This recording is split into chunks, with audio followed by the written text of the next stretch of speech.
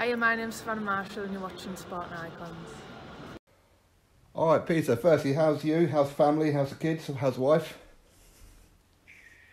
They're all good, thank you, Martin. Everybody's in good health. That's the main thing. That is very, very true. That is very, very true. You're keeping busy then? I'm always busy. There's not enough hours in the day, but, that's my life, so it's just the way it is. Yeah, that is very true. I mean, your stable's growing now, isn't it? Yeah, I need to just have a look and take a bit of a back seat. I'm gonna relax a little bit more. I need to spend a bit more time for myself rather than spending it for everybody else, I think. That should always be the priority, definitely. Well, it hasn't been, but I'm looking to change a few things. Oh, really? So it is. No, I'm only just saying what I'd like to do, but I never end up doing it. Yeah, I don't remember about a year and a half ago you were saying that you don't want any more fighters, and then since then you've signed or you've joined up with like April. You've got William and that as well. I don't know. They just appeared. And they're all coming down from the northeast as well. You know what? The people I work with, they're very good people. They're very enthusiastic. They're committed, and if I can help them along the way, why not? They're good people. Yeah, that's the thing, and they all seem to be travelling down from my neck of the woods up here in the northeast. Have you picked up the accent yet? Not yet. I spent a long time in the northeast, even before the fighters. I've been on a long holiday on a Majesty's Pleasure a few times. So, and I spent it up in the northeast. Okay, was that Durham? Was it? I done Durham and Frankland, yeah. Oh, okay. So I think I spent about 4 years up there. Oh, okay. Yeah. Oh. You still have friends from up there then? Sorry? You still have friends in that from up there then? I've got a lot of friends in Newcastle. I have up in Durham, Newcastle, everywhere. Oh, that's fantastic. Fantastic. I mean, we're going to start calling you the king of the northeast trainer, didn't we? No. I'm not a king of anything. I'm not even a king of my own household. How's that? Oh, tell me about it. I'm married too. I understand that. That's right. Listen, I'm way below a king, I'll tell you that. I'm not even a prince. I know exactly what you mean. Now, yeah. So with Hughie, how's everything with him? Because he was supposed to be coming back about a month or so ago, but there's been a bit of a setback, is there? I won't say it's much of a setback, but I'm not happy with his level of fitness, and so I said, look, there's no point boxing for just getting in there. We know we're about getting ring rust off, but I want him to be absolutely 100%. So I just said, look, let's just back off and fight next year now. So there's no rush for him. He'll be back probably March and get him a fight. But at least then he's back and he's 100%. Don't get me wrong, he's okay. He's not ailing anything. But for me, I just think he just needs to just work on getting back to where he used to be, fully. No, that's fair enough, that is, and it's the right call. It's like too many fighters rush back too early, don't they? Well, you can rush back too early, and it's my job to assess him, and not only that, with it being my son as well, yeah. I can see things. So for me, let's put it this way: the more rest he's having, the better he seems to be getting. So if he's constantly getting and tweaking things and getting a bit better, let's not rush it. Rather than come back, because let's be honest, he's had 29 fights, so he's only 2 or 3 fights from the top guys there. So might as well, he has to be right. So we're not going to take any chances with him. So once he's back and he's 100%, he'll be busy. He'll have a busy year next year for sure. No, that's good then. That's good. I mean, I suppose Hughie must be very frustrated, because if you look at a couple of the layoffs, that's almost like 2.5 years out of his career, hasn't it? It has been. He's had long COVID. He's had various things happen. He's got to be one of the unluckiest fighters ever lived. We say this having a laugh. Yeah. But, it's probably true, because he's had everything thrown at him under the kitchen sink. But now he's got no ailments. He's clear of that. He's just got to get 100% physically fit and physically strong. Yeah. you'd probably look at him and say he's physically strong now, but there's still a bit more to go with him, so why rush it? That is very, very true. Now, I know that when it comes to like a Hughie, like a next year, I know there's no point giving names because one thing we can say about Hughie is that he will fight anyone. Yeah, that's without a doubt. He will be back. And look, I'm not going to say anything. There's a lot of naysayers out there. There always is in boxing. But people that know me and know my son know that as far as arsehole's concerned, yeah, he's definitely got what it takes. He's got a heart of a lion, hasn't he? And he will fight anybody. So that's never a question. So as soon as he's back fit, he's ready to, let's see what he can do. Looking forward to it anyway. Yeah, definitely. I mean, like a last time out, he looked really good, didn't he, against like a Christian Hammer? And Christian Hammer, he did give up in that one, I think.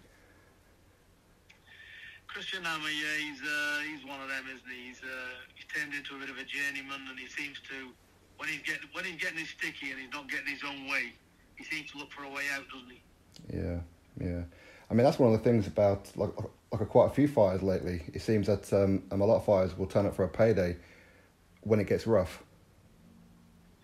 Well, listen, you're in the fight business, and I've always said it's got to be in your DNA, because the fight business is a rough, tough sport, and you've got to dig deep, and you will take pain and you'll take punishment, and if you can't take that punishment at top level, you're never going to make it. That's my opinion, because there's always, it's like when they put things under pressure, isn't it? It's like, it's like a car. You put it under pressure, you blow a head gasket. That needs a new head gasket, but unfortunately with humans, that can't be done, can it? That is very, very true. That's very true. But so don't it's think like getting to a certain level. Look, you've got to be able to take punishment. It's simple, and nobody wants to take punishment. No. They say a clever man misses a shot, but on a world level, you're not going to miss them all. That is very, very true. I mean, if all the heavyweights had the same attitude as Hughie, the division would be a lot healthier, wouldn't it? Look, we can all talk a good show, we can all say we're going to do this, and how many fighters say they're going to do this, that and the other, but when it comes to it, and they're actually in deep water, they look for an exit, don't they? Some do that, and some don't. That is very true. It's just how you're programmed, it's how you are as a person. It's what your threshold of keep going means. That is very, very true. I mean, I remember like a Hughie a good few years ago, and if I have it right, correct me if I'm wrong on this one, didn't Hughie accept a fight with Andy Ruiz Jr. before Andy Ruiz Jr. fought Joseph Parker for the world title? That's correct, yeah. Of course it is. Yeah. I thought it was, because I mentioned it before, and a rugby guy, no, that didn't happen. I'm sure it happened. Honestly, trust me, this heavyweight division, I don't really rate it. Yeah. And I've got some news for you. When he's back, I'm really looking forward to it. Yeah. Because we've got somebody who will have a fight. Let's see anyway. Listen, I'm happy where he's at. Yeah. I'm very happy where he is, and looking forward to it. Yeah. Okay, so moving on to April. She says that she could be looking at fighting for a European title next, which would be fantastic. Yeah, that's true. We're speaking to trying to organise that for April. That's a good fight for her, and hopefully one can get made this year. Yeah. That'd be great. Sometime in November, hopefully. Yeah. I mean, I'm very proud of April. I mean, I've known her for like a long time, and I did the interview with her to announce that she's turning pro, and if she wins that European title, from a selfish point of view, she would be the very first person that I interviewed to turn pro who's won a major title. She's doing well. She's come across a lot of obstacles, April has. She trains very, very hard, and, she's improving. I've seen her go out to the gym many occasions with her head down, not happy.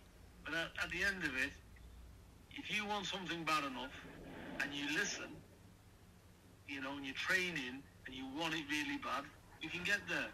Yeah. And she is improving. She's made improvements, and she's getting there. She's not the finished article, but the good news is she is getting better, and she's getting a lot better as well. I totally agree. I mean, like how she fights now compared to how she used to fight is worlds apart. Yeah, because you've got to push fighters out of their comfort zone, because some fighters, what they think is best isn't. Yeah. And then it's like reprogramming the mind to tell them, look, this is not working, this is no good, I need you to do this. Well, that doesn't happen in 5 minutes, as you know. It's Groundhog Day, isn't it? But, you know, the good news is she's getting there, she's listening, and she's a lot better. Yeah. I mean, I'm already starting to see the improvements with William as well, like a William Howe. He's coming on. Let's bear in mind William Howe. He is very, very young. Yeah. And but again, he's a lovely lad, and he'll get there. But there's no rush with him. He's got a lot. He's got a lot to learn. He's got a lot to do. But he's got a heart. He's got a good heart. He's got a good chin, and he's another one. He'll stay there all day long. You know, there's no. He's definitely got a fighting man's heart in his body for sure. No, definitely. And he's going to be fighting at least twice this year, isn't he? September 29 and November 4th. He is. That's right. Up the northeast. Yeah, yeah. Is it? So if anybody wants to go, hit him up for some tickets. Yeah, Will. He's a young heavyweight. It's just keeping him busy. He's had one pro fight, and now it's just getting him active, keeping him busy. Yeah. Well, he had a very good introduction to the program, didn't he? When he was being messed about as to when he's actually going to be fighting on that day. No, he done well in his first pro fight. It was a good, solid win he had.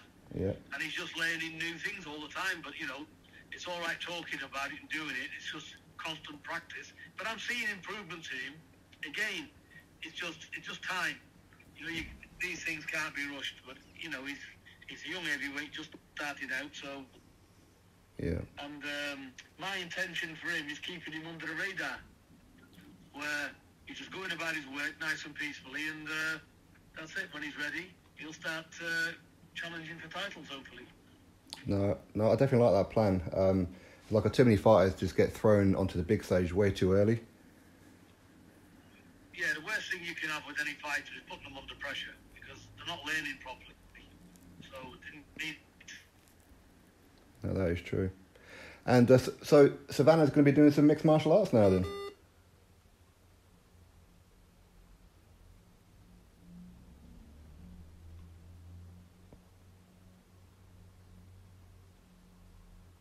Oh, reconnecting. Hello? I think we've got you again. Yeah. You go through a tunnel. So, Savannah, she's going to be turning her hand to mixed martial arts now. Sorry, say that again, Martin. I'm saying that's Savannah, she's turning her hand to mixed martial arts now. Yeah, she's doing the mixed martial arts. That's very interesting. So, you know, she's big, she's strong, and I think she'll do exceptionally well in MMA. Yeah. Are you still part of her team with that, or is it just purely boxing? I'm purely a boxing man, but I've got a lot of people around me that does MMA. So, yeah. Okay. No, I should say, certainly be looking forward to that one. I heard that she wants to rematch Chris Shields. Somebody will do the MMA, and I'll just stick to the boxing. Yeah, that's it. Have you always liked boxing then? Ever since you were a kid, has boxing always been your sport? Yeah, I'd say so. It's always been a sport that I've always been interested in. Watching the fights on the TV as a kid, and so yeah, I've always boxing has been my only sport really. I like watching other sports. I like the track. Yeah. I like the sprinting. I like swimming. I like watching it all. I'm not saying I like doing them. But as a fan, I like watching a lot of sports. Tennis. I can watch a lot of sports because being in sport, I can appreciate the level of skill involved. No matter what it is, I can really, if I've got time and sit down and look at it, I appreciate it. Yeah. No, I'm kind of like the same. I mean, I like football, but boxing's really my thing. Yeah, I think everybody's got something, haven't they? And you know, it's what you really like. And yeah, I like boxing. And it's a sport that I know quite a bit about, so I'm more knowledgeable on that than anything else. Yeah, definitely. Now, speaking of boxing, are you watching the Sky Sports pay-per-view tomorrow night? Will you be keeping an eye on Frazer Clarke, Dave Allen? I'm going to watch it. I'm going to watch all of it. That's why I'm getting his appointment out the way today in London. Yeah. I'm going to go home and I'm going to sit down and relax and enjoy a night of boxing. There's some good fights on. There's some very good fights. Very good fights. Yeah. Do you have a pick for Frazer Clarke and Dave Allen? Because I'm seeing like a lot of people saying that Dave Allen's got no chance, which I disagree with. Oh, I totally disagree. I think Dave Allen's in. I think this is a 50-50. It's a lot closer than what people think. Yeah. Dave Allen turns up. I'm not just saying it's close because I don't rate Frazer Clarke. Frazer Clarke's a good prospect. You know, he's an Olympian as well. But what you got to look at, Dave Allen on his night can give anybody a hard night. No, I agree.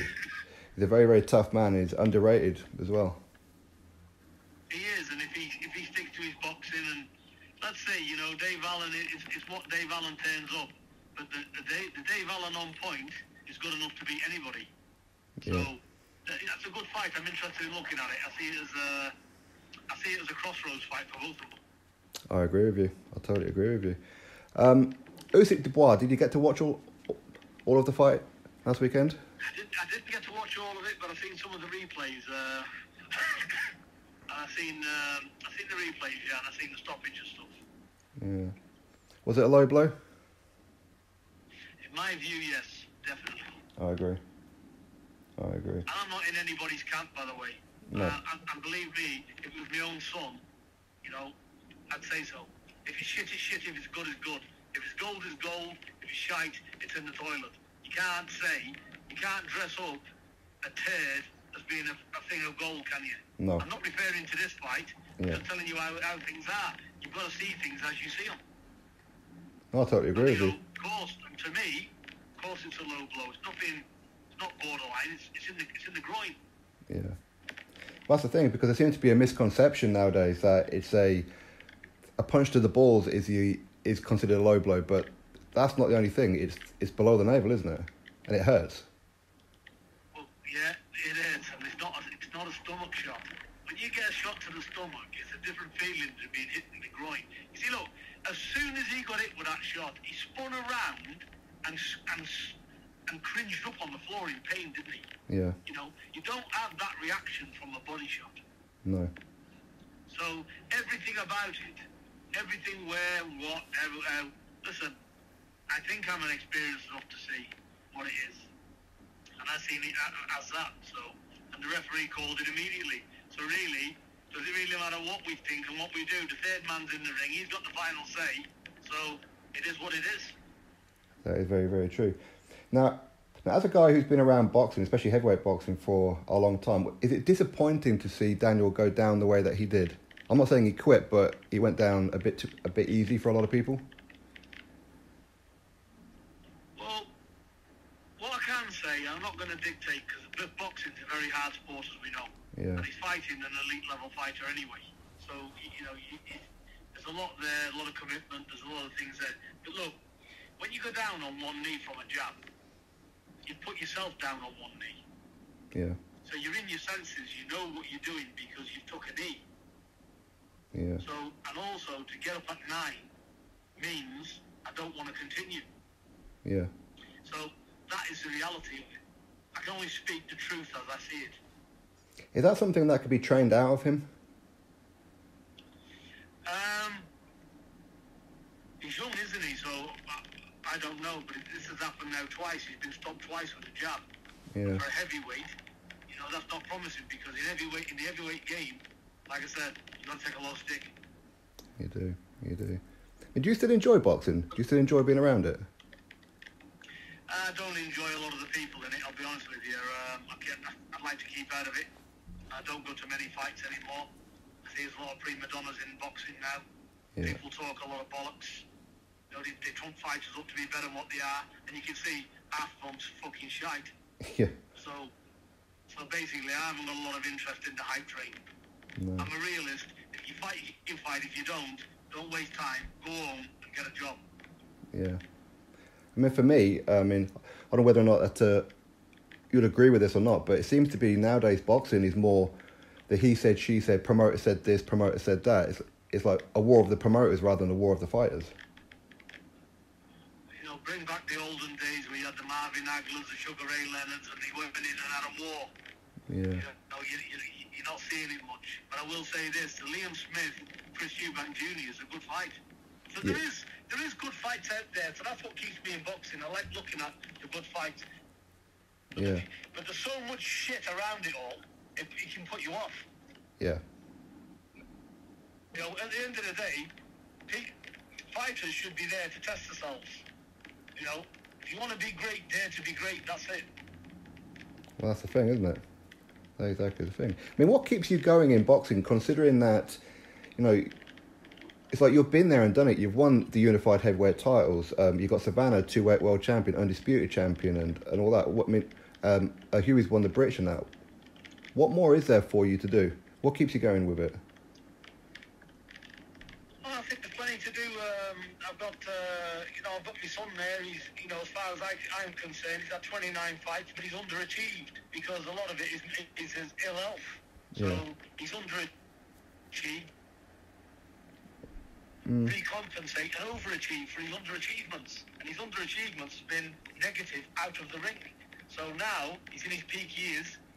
Let's get that. So I'm excited about that. That keeps me going because he's got a point to prove. So I'm happy to see that I'm happy to be there to fulfil his potential because I know what his potential is. So I'm happy about that. So that keeps me going. And the people around me who's involved in the boxing, it's like. You got April as well. She definitely wants it more than anything in the world. So if I can assist there and help them, I'll help them. Savannah, she's now on top of the she's on top of the tree. She's financially secure now. Everything's falling into place. So I'm happy that that's been achieved. So there's still more to do. It's not just for me. I don't look at it as, I just look at it. Thank God they're where they are now. Now I can concentrate on somebody else. Right. So it's more or less a little bit like that. That's how I see it.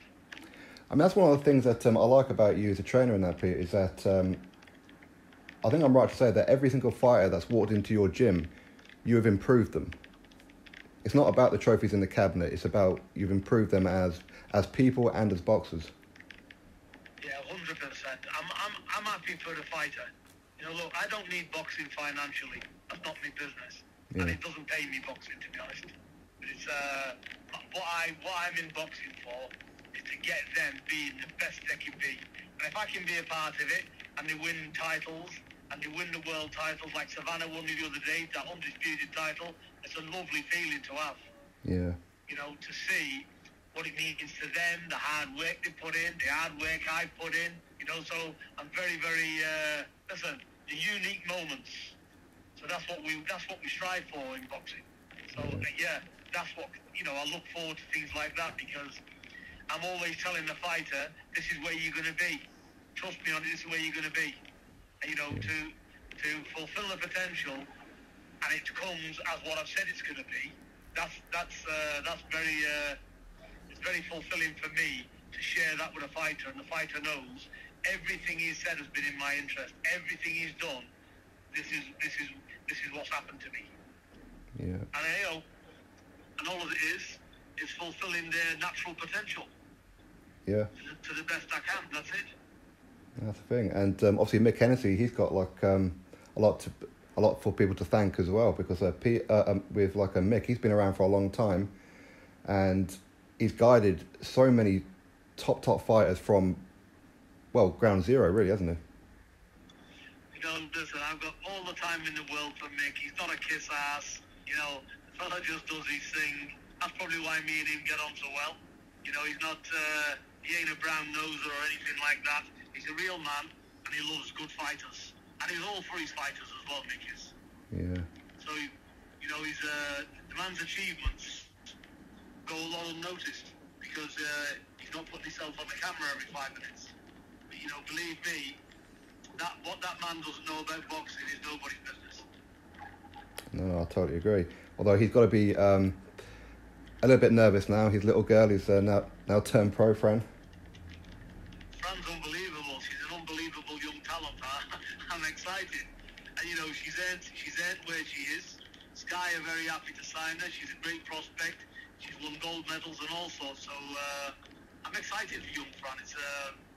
She's definitely a top addition to women's boxing. I look forward to it because she's got a lot of she's got a lot of confidence as well. She reminds me a little bit of that Whittaker, you know, where she's got that flash kind of flamboyant style.